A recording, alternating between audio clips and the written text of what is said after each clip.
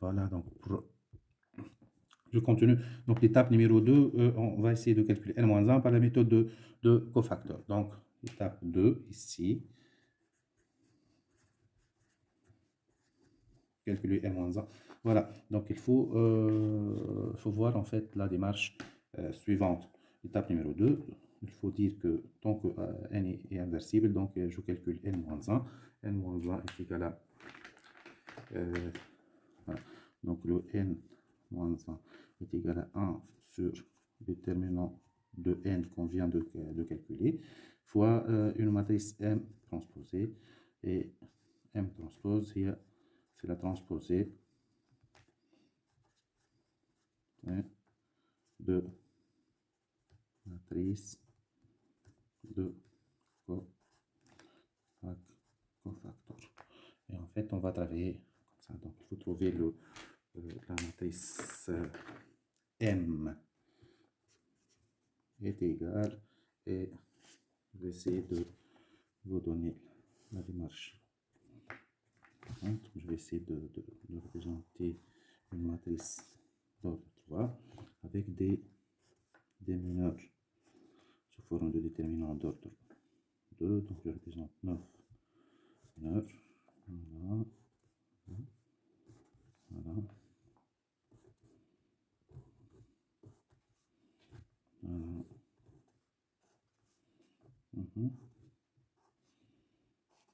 Et j'affecte les signes de chaque mineur avec l'ordre. Donc, d'habitude, plus, moins, plus, moins, plus. Voilà. Qu'est-ce que j'ai? Plus. Voilà, donc ici, sur le signe plus, moins, plus, moins, et plus. Ensuite, donc, j'essaie de remplir cette matrice sur la base d'un mineur. Donc, à chaque fois, je prends le n et je supprime la ligne et la colonne correspondante. Donc ici, si je supprime ligne 1, colonne 1, il me reste 1, 8, 6, 7.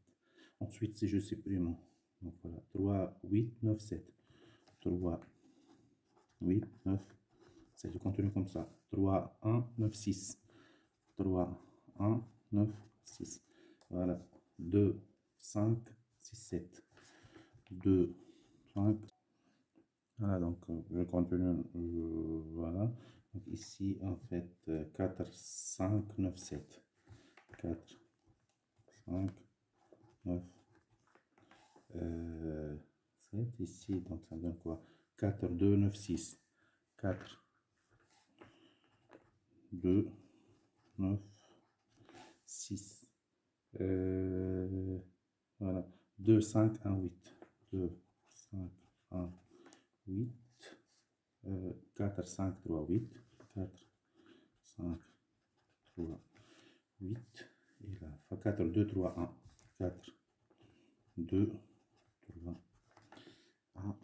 Et j'essaie de calculer les valeurs correspondantes donc, à cette matrice. Donc, je vais noter le M comme suite. Donc, le M est égal, et je calcule 1 fois 7, ça donne 7. Et 6 fois 8, ça donne 48. 1 moins 7, plutôt 1 moins 48, c'est moins 41. Avec un signe plus, c'est moins 41. Ensuite, voilà. Donc 3 fois 7, ça donne 21. Et 9 fois 8, en fait, ça donne 72. Donc ici, je ferai quoi? 21 moins 72, ça va me donner moins, donc ici moins 20, c'est 52, donc c'est moins 51, moins 51. J'ai un signe moins, donc j'aurai plus 51, plus 51. Ensuite, je calcule ça.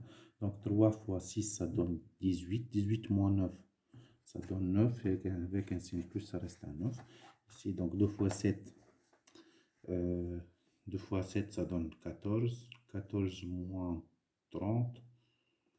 14 moins, voilà, 14 moins 30, c'est moins 16. Et avec un signe moins, ça donne 16. Et 4 fois 5, c'est 28. Moins 9 fois 5, moins 45, donc 38. Ici, donc 28 moins, voilà, moins 45, ça va me donner 1, moins 17. 38, 38.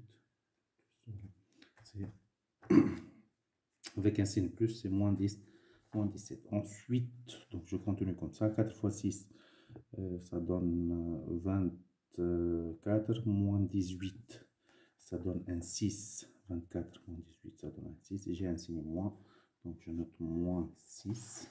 Et 2 fois 8 ici, ça donne 16. 16 moins 5, ça donne 11.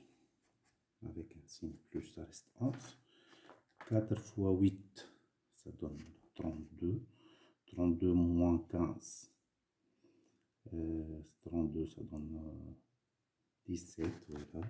Ici, 17, j'ai un signe moins, donc moins 10, moins 17. Et 4 fois 1, ça donne 4. 4 moins 6, ça donne moins 2. Et comme ça, j'arrive à déterminer la matrice M. Et j'ai besoin de M transpose, que sera égal à quoi? En fait, je prends cette matrice-là, je la transpose. Et je ferai comme ça, ligne, je la reprends comme colonne moins 41, 51 et 9. Ensuite, 16 moins 17, 6, je reprends, je l'écrivais, donc la ligne 2, elle devient colonne 2. 11 moins 17 moins 2. Donc ici, la matrice, elle demande beaucoup de calculs. Hein. Donc, et du fait là, je peux dire que n moins 1 est égal à quoi en fait? 1 sur déterminant de n fois m transpose qu'on vient de déterminer. Et sur cette base, je peux écrire donc le n moins 1 est égal à 1 sur moins 17 fois cette matrice-là. Pour cette matrice-là, en fait, est égal à moins 41, 16, 11, 51, 17, moins 17, moins 17, 9, moins 6 et moins 2.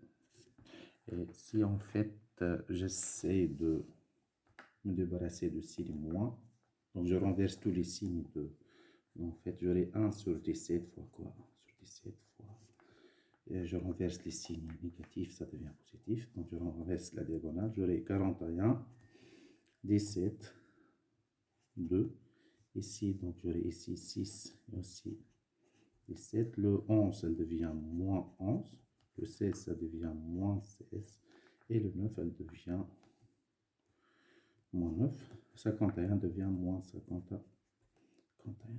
Donc c'est la matrice inverse n 1 de n, en se basant sur la méthode de cofactor. En fait, il y avait beaucoup de calculs ici, donc à effectuer. Juste, il faut faire attention pour ne pas effectuer des fautes de signes. Voilà, donc c'est l'étape numéro 2 qui consiste à calculer n-1 par la méthode de cofactor. Donc, juste après, on va passer à l'étape numéro 3, calculer n-1 par la méthode de Gauss. Voilà.